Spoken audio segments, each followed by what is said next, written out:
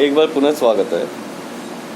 जैसा कि हमने पूरी वीडियो में जिक्र किया था, केशव की हृदयहीनता, क्या इसे यूं भी कहा जा सकता है कि केशव भावुक कवि नहीं थे।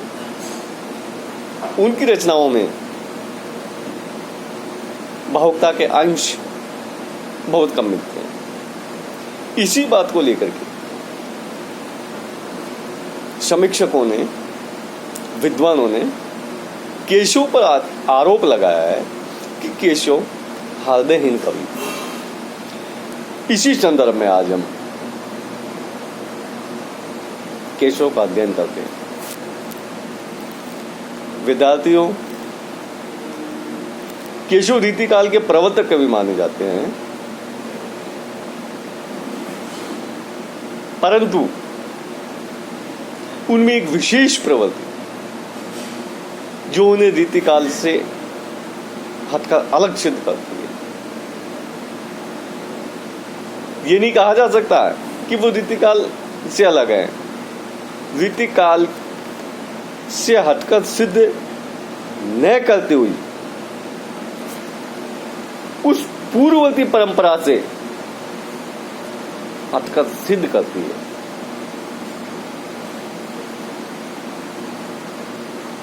जो अब से पहले चले आ रही। केशव का विशेष आग्रह था चमत्कारवादी और पांडित्य प्रदर्शन, और इसी आग्रह को उन्होंने अपनी रचनाओं में समावेश किया।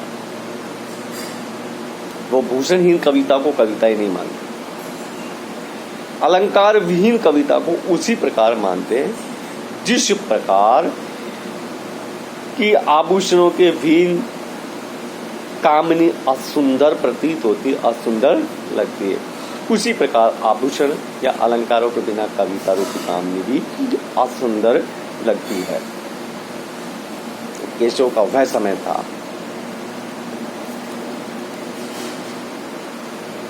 जिस समय अधिकांश कवियों का रुझान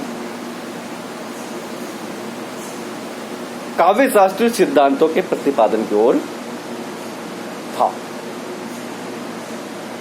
उस समय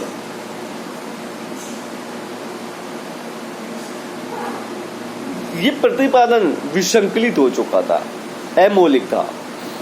उनमें संस्कृत के आचार्यों की नकल थी और अधिकांश हिंदी के आचार्यों ने, हिंदी के कवियों ने संस्कृत के आचार्यों की नकल की। हाँ, इतना निश्चित रूप से कहा जा सकता है कि अलंकारों और छंदों के वर्गीकरण में मौलिकता का समावेश था। बाकी इनके अलावा जो दूसरे सिद्धांतों का प्रतिपादन हुआ वो संस्कृत के आचार्यों के नकल के रूप में ही सामने आता है। केशव रीतिकाल के प्रवर्तक आचार्य थे और प्रवर्तक होने के साथ साथ इनका लक्ष्य था ब्रज भाषा में अपने संस्कृत ज्ञान का उद्घाटन कर, क्योंकि रीतिकाल के अधिकांश कवियों ने अपनी रचनाओं का माध्यम ब्रज भाषा को चुना और उसी ब्रज भाषा में अपने संस्कृत ज्ञान का, अपने पांडित्य का उद्घाटन केशव करना चाहते थे। जैसा कि एक परंपरा चलती आ रही। क्या परंपरा चलती आ रही थी कि उस समय कवि अपने आश्रयदाताओं की प्रशंसा करके पारितोषिक प्राप्त करते थे। तो केशव भी अपने आश्रयदाता के लिए इस प्रकार के ग्रंथों में रत रहे। अब बिंदु आता है कि केशव कठिन काव्य के प्रेत या केशव को हृदय नहीं मिला था। हमारे सामने प्रश्न उठता है कि केशव को कठिन काव्य का प्रेत क्यों कहा जाता है। इसके पीछे कहीं ना कहीं कुछ ऐसे कारण रहे होंगे जिसके कारण ही उन्हें कठिन काव्य का प्रेत कहा जाता है।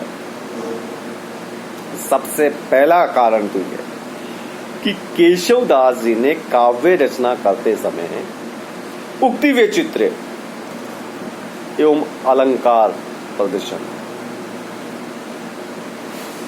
को ध्यान में रखा और इन्होंने इस बात पर बल दिया कि उक्ति वैचित्र्य और अलंकारों का प्रदर्शन किया जाए,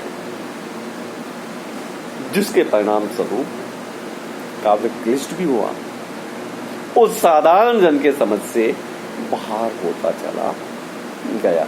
ठीक है, इसके अलावा दूसरी बात यह आती है, क्योंकि केशव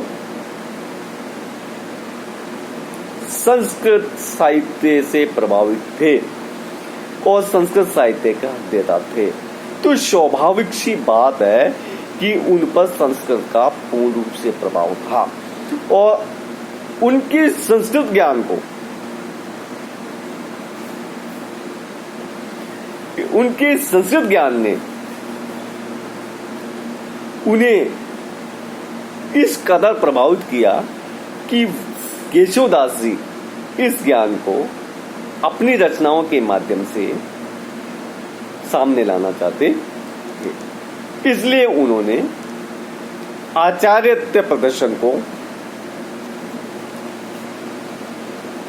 महत्वपूर्ण माना और यो कहा जा सकता है कि काव्य रचना के क्षणों में केशव पर आचार्यत्व प्रदर्शन हावी रहा और केशवदास जी पांडित्यपूर्ण चमत्कार या पांडित्य प्रदर्शन की प्रवृत्ति में पूर्णतः आक्रांता रहे। इसी कारण उनकी रचनाएं क्लिष्ट होती गई, कठिन होती गई, भावात्मकता के स्थान पर सैद्धांतिकता, काव्य लक्षणों का विवेचन, पांडित्य प्रदर्शन, चमत्कार प्रदर्शन को प्रमुखता दी गई। उनके ग्रंथों में शास्त्रीय लक्षणों का आधिक्य, उनकी मात्रा अधिक है और अधिकता के साथ साथ इन्होंने इनके प्रतिपादन के लिए जो शैली अपनाई उसमें भारी भरकम शब्दावली, क्लिष्ट शब्दावली और सामासिकता तथा वाग विदग्धता का अधिक मात्रा में प्रयोग किया गया। अब जब उक्ति वैचित्र्य होगा, वाग विदग्धता होगा, आलंकारिकता होगा, शास्त्रीयता के लक्षणों का प्रयोग होगा, तो निश्चित रूप से काव्य कठिन होता जाएगा। तो इन बिंदुओं के आधार पर हमें ज्ञात होता है कि जब इनका प्रयोग किया गया तो अर्थ ग्रहण करने में बाधा उत्पन्न होना स्वाभाविक सी बात है, क्योंकि उन्होंने इस बात का ध्यान ही नहीं दिया कि अर्थ ग्रहण में इन सिद्धांतों के प्रतिपादन से अलंकारों की अधिक मात्रा के प्रयोग से उक्ति चमत्कार से बाधा उत्पन्न हो सकती है। इन्हीं प्रवृत्तियों के कारण आलोचकों ने, समीक्षकों ने, साहित्यिक विद्वानों ने उन पर आक्षेप लगाया है कि केशव को हृदय नहीं मिला था, वह हृदयहीन थे और इसी कारण उन्हें हृदयहीन घोषित भी किया और उनकी ये प्रवृत्ति उनके कवित्व को दूषित भी करती है। ऐसा विद्वानों ने, ऐसा समीक्षकों ने माना है, उन पर आक्षेप लगाया। तो हमने जो बिंदु बताए उन पर उनका आक्षेप सिद्ध होता है, उनका ये आक्षेप निराधार नहीं है, इसके पीछे ये प्रवृत्तियां और विशेषताएं मौजूद हैं। अब आप लीजिए रामचंद्रिका को, तो उसके अध्ययन के उपरांत अनेक ऐसे प्रसंग मिल जाएंगे जो अत्यधिक क्लिष्ट कल्पना से समाहित हैं या ऐसी ऐसी कल्पनाओं से भरे हुए हैं जो अगर ये कहा जाए कि अत्यंत कठिन है, अत्यंत क्लिष्ट है तो ठीक होगा। सारांश से शब्दों में एक उदाहरण देना चाहता हूं, ध्यान से सुनिए। रामचंद्रिका में सरस्वती वंदना को किस प्रकार केशव ने लिखा है। वर्णे पति 4 मुख, पूत वर्णे 5 मुख, नाती वर्णे 6 मुख, तदपि नई नई। देखो इस पद में 2 पंक्ति लिखी है, लेकिन अब ध्यान दीजिए। सरस्वती के पति ब्रह्मा, वर्णे पति 4 मुख और पुत्र शिव बताए हैं, जबकि ये मान्यता अप्रचलित है। उन्होंने किस प्रकार की कल्पना का समावेश किया कि शिव जी को भी सरस्वती का पुत्र बताया, जबकि ऐसी मान्यता भ्रामक है, अप्रचलित मान्यता है। और अगर पौराणिकता की दृष्टि से देखा जाए तो ये आस्था के विपरीत है, क्योंकि ब्रह्मा को शिव का पिता किसी भी पुराण में नहीं बताया गया है। इसी प्रकार कार्तिक को ब्रह्मा का नाती बताना भी पौराणिक मान्यता के प्रतिकूल सिद्ध होता है। इस तरह की क्लिष्ट कल्पना केशव के कवित्व पर केशव के काव्य का एक बड़ा दोष है। इसलिए ये कहा जाए कि केशव ने क्लिष्ट कल्पनाओं का समावेश करके काव्य को हृदयहीन बना दिया है तो उचित ही होगा। एक दूसरी पंक्ति देखिए। अति चंचल जय चल दले, विधवा बनीन नार। देखिए चल दले शब्द का अर्थ पीपल के पत्ते, यह अर्थ अत्यधिक क्लिष्ट है और इसका अर्थ समझने के लिए पाठक को शब्दकोश देखना पड़ता है, कि पाठक समझ नहीं पाता कि चल दले होता क्या है। चल दले का कितना क्लिष्ट अर्थ है, पीपल के पत्ते। विधवा शब्द में श्लेष है, जिसमें वी प्लस धवा अर्थात वृक्षों से रहित अर्थ की कल्पना की गई है। अब ये इतना क्लिष्ट अर्थ निकालना हर एक के वश की बात नहीं होती। इस प्रकार बनी शब्द है, बनी शब्द भी क्लिष्ट है। इसका बनी का तात्पर्य होता है वाटिका, जो भी अप्रचलित है। इस पंक्ति का अर्थ करने के लिए पाठक को बौद्धिक कसरत करनी पड़ती है, बौद्धिक व्यायाम करना पड़ता है। तो इस प्रकार की क्लिष्ट कल्पनाएं, क्लिष्ट शब्दों के प्रयोग ने केशव के काव्य को कठिन और हृदयहीन बना दिया है। अगर हम केशव के आचार्यत्व प्रदर्शन को देखते हैं, क्योंकि उन्होंने आचार्यत्व का प्रदर्शन करने के लिए कठिन शब्दावलियों का प्रयोग किया गया है, जिससे पाठक प्रभावित हो सके और उनके आचार्यत्व का लोहा मान सके। देखिए उदाहरण देखिए। खंड पारसु को शोभिजे, शबा मध्य को दन, मानव शेष अशेष धरन हार बरिबंड। इसमें शिव के लिए खंड परशु नाम प्रयुक्त किया, जो कि उनके सभी नामों में सबसे कम प्रचलित है। शिव के विभिन्न नाम हैं, उनमें सबसे कम प्रचलित वाले नाम का उन्होंने प्रयोग किया है। शेष अशेष धर ये भी विरोधाभास है और यमक अलंकार है। इसके साथ ही उनके काव्य में तत्सम शब्दों का भरमार प्रयोग किया गया, क्योंकि तत्सम शब्दों के माध्यम से वो बौद्धिक चमत्कार लाना चाहते थे। और इसके साथ साथ उन्होंने कुछ नए शब्द भी बनाए हैं, नए शब्द भी गढ़े हैं, जिनका आधिक्य केशव की रचनाओं में देखने को मिलता है। क्योंकि नए शब्दों के माध्यम से वो पांडित्य प्रदर्शन करना चाहते थे और ये नए शब्द बनाना उनके आचार्यत्व का द्योतक है। इसी कारण उनके कवि हृदय पर यह आचार्यत्व प्रदर्शन की जो लालसा है, जो भूख है, जो जिज्ञासा है, वो भारी पड़ी और उनको उस स्थिति पर ला दिया कि समीक्षकों ने केशव को कठिन काव्य की प्रेत तक कह डाला है। उन्होंने काव्य रचना हृदय की प्रेरणा से नहीं की है, अपितु पांडित्य प्रदर्शन की प्रवृत्ति को ध्यान में रख करके की है। केशव जैसा कि चर्चित है, केशव बौद्धिकवाद के कवि थे और बौद्धिकवादी कवि होने के कारण प्रदर्शन को आवश्यक मानते थे और इसी के कारण केशव कवि कर्म के लिए चिंतन पूर्ण किए गए श्रम को महत्वपूर्ण मानते थे। उन्होंने माना है कि जिस प्रकार कवि का कार्य चिंतन पूर्ण श्रम होता है, उसी प्रकार पाठक को भी सुजान होना आवश्यक होता है। उन्होंने अलंकार और चमत्कार को काव्य का प्रमुख लक्षण माना है।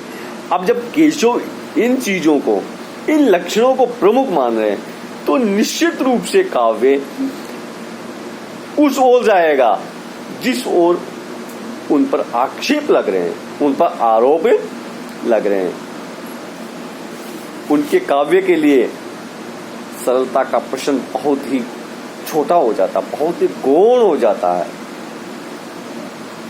क्योंकि उन्होंने जिस वर्ग के लिए काव्य रचना की थी उसके लिए क्लिष्टता, और क्लिष्टता के द्वारा कलात्मक सौंदर्य का लाना एक प्रमुख लक्षण था और वो आवश्यक भी था, वह उनके युगानुरूप भी था और इसी कारण उनकी रचनाओं में कलात्मकता आ गई।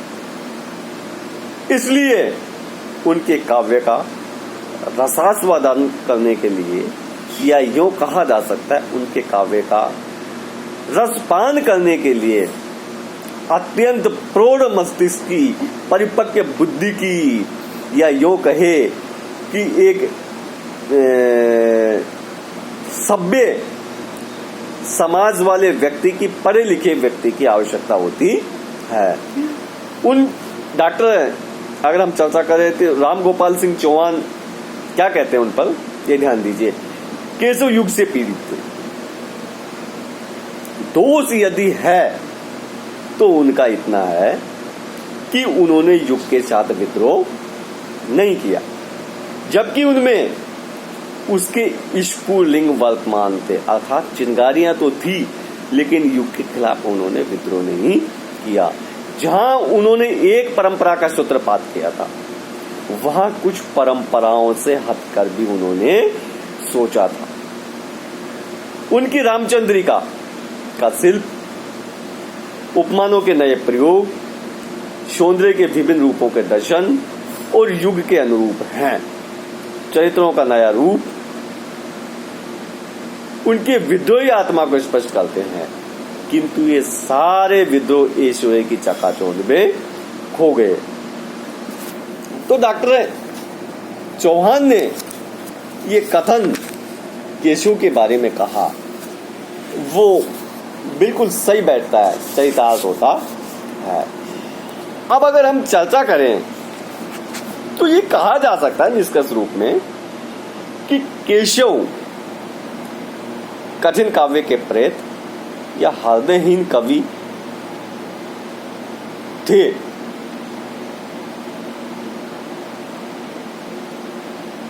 अगर ऐसा कहते हैं तो हम केशव की वाग विदिकता